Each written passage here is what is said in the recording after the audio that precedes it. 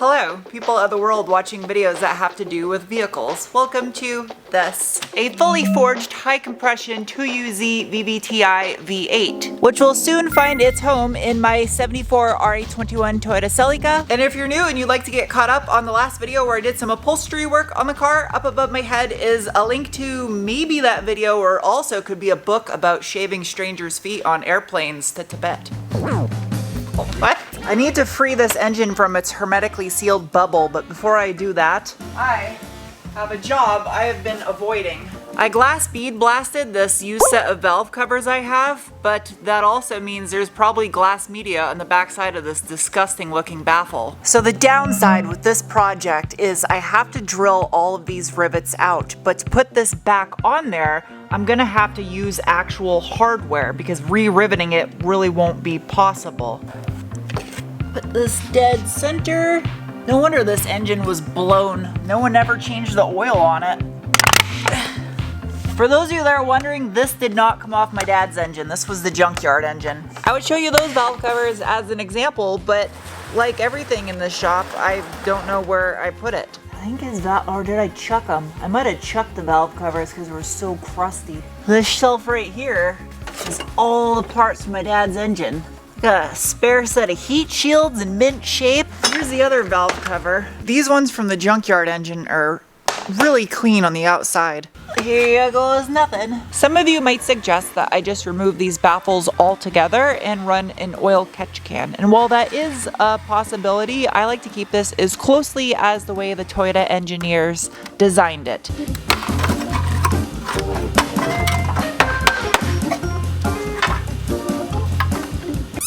That is sludgy and disgusting. Even had I not glass bead blasted the outside of this valve cover, I don't want none of this old garbage inside my brand new engine, so this definitely needed to happen. The other valve cover I have for the engine is much cleaner, like way cleaner. This has not been through my glass bead blaster yet, and truthfully, I don't even know if I want to. I think I can clean this up just with chemicals alone. This is not gonna clean up very well, and that is zinc coated, or supposed to be. I honestly would be money and time ahead to just go ahead and find another used set of these. I just bought a minty set of used valve covers. Literally 150 bucks for two perfect looking ones, better shape than these. So yeah, I mean, considering these came from a blown up engine, there might be even little shards of metal up underneath here. I don't want, this is just a waste of time.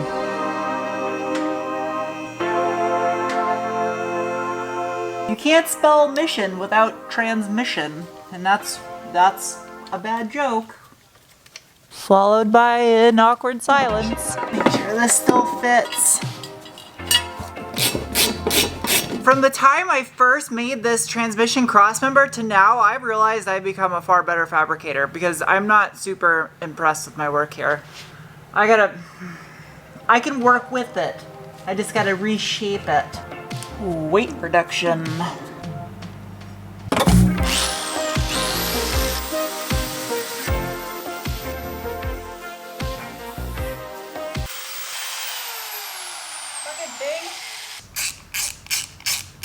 Hands down, this little finger sander has become one of my new favorite fabrication tools, even more so than the Dremel. This thing pulls me out of a pinch more times than anything else that I have, especially when it comes to making things that I fabricated out of metal not look like they were fabricated out of paper mache by a drunk squirrel. Squirrels can also get drunk, in case you were not wondering. And the transmission mount now clears the bottom of the W58 housing, which made me realize I probably didn't need to cut the hole out in the bottom, but that's okay because sometimes that happens.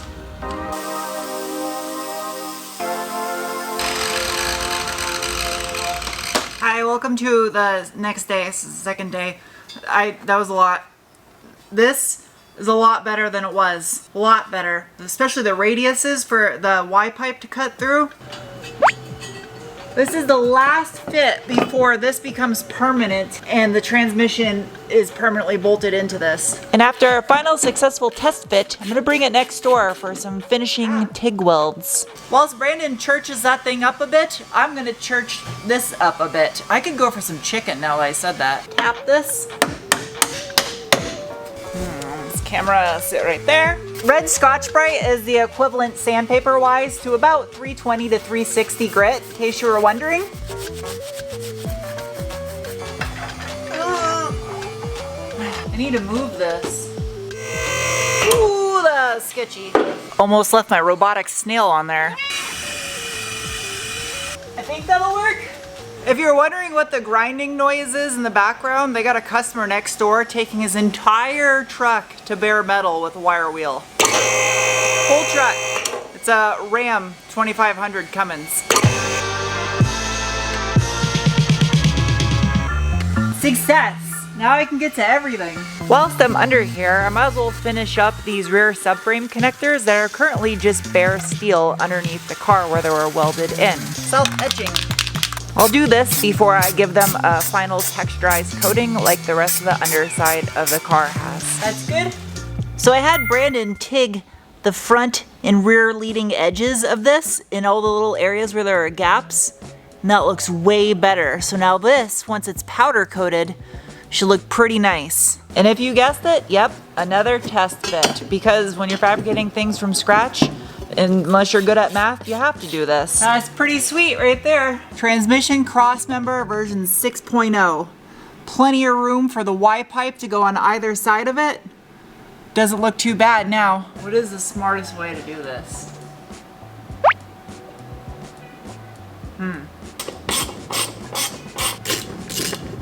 Yet again, another instance where arts and crafts time pays off. In theory, this should squish and show me the bolt holes. I could even put some paint on there, but the only problem is it'll probably smudge when I go to put it in place. I'll put a little bit of paint around the edge of the hole. Will it smoosh? Smoosh, smoosh. All right. Damn it, it didn't squish anything. Fabricating things out of metal when you suck at math is like woodworking, but dumber. All right, I got something there. That's probably enough. Make this actually look like a circle. Dumber. Template made. It is day number 3. Technically it's day number 1 because I'm filming this on the 1st of the month. So get up, get up, get up. It's the 1st of the month. Wake up, wake up, wake. Oh, look at that. Mission accomplished. Everything threads in where it's supposed to go. Now that that debackle is debackled, that might be the correct way of saying that, I have to get a drive shaft made. So that needs to touch I gotta make sure this does not droop or sag. So many instances in life where that is true. Are you serious? That is insane. It is literally to the hair 4 feet at the top of the drive shaft, at the bottom 4 foot and 1/8. Okay, I've been waiting for this part for a while. Oh, I can't wait till this thing's on hinges.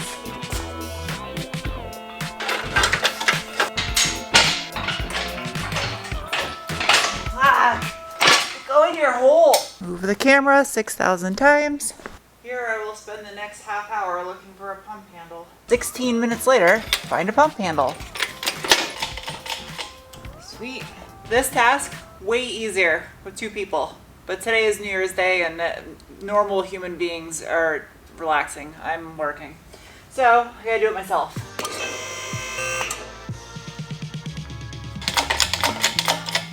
Locks.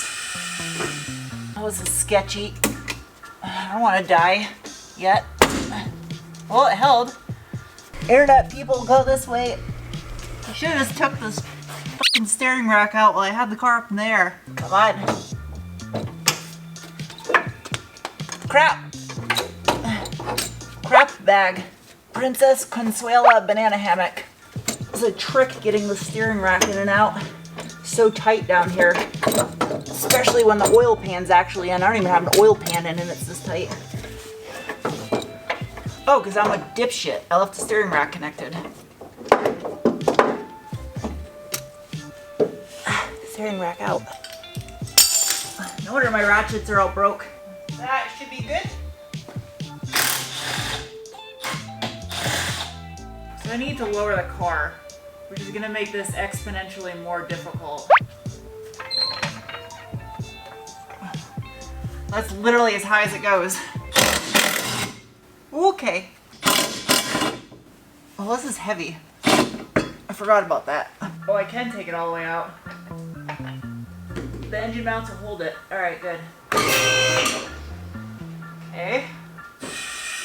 The closer I get this down to the ground, the less chance that I can damage stuff. Kind of. I can still damage myself. Put some tension on that. Now I can undo the engine mounts. Let's do this without breaking my arm. That'd probably be better.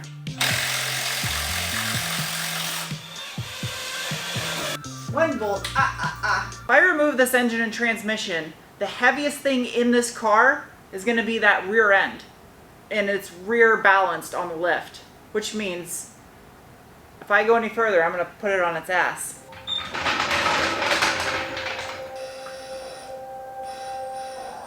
Damn it. It's on the... Fuck.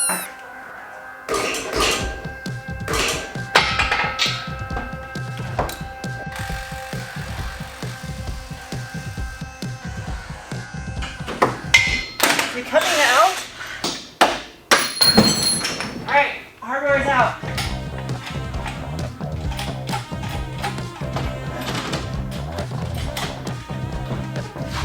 Oh shit, come on.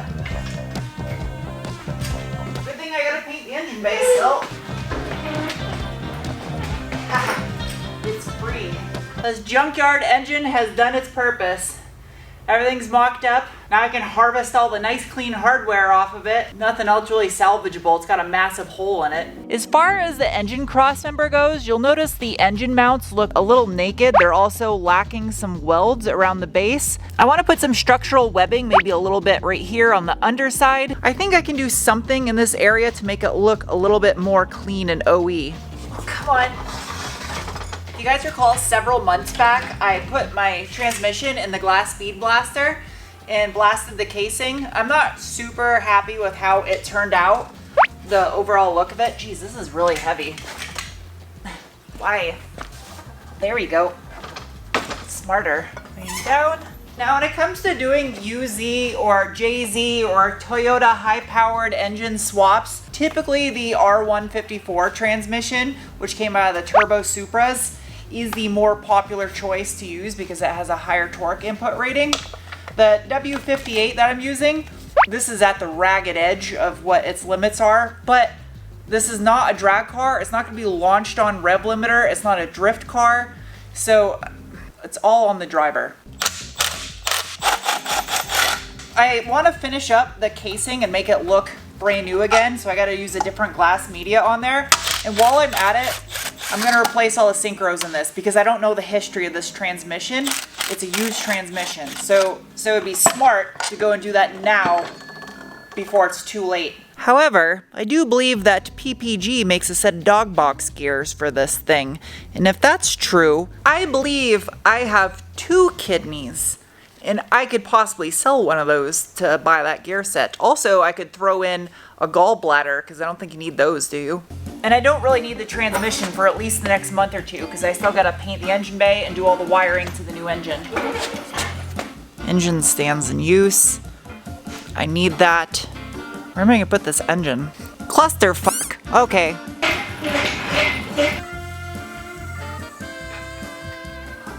That looks like a broken foot waiting to happen. Okay. Oh, it's kind of not going anywhere. Poor steering rack got so scratched up. Just how tippy is this? I mean, it's a little bit rear heavy, but it's not as bad as I thought it was gonna be with the engine out. Just in case though.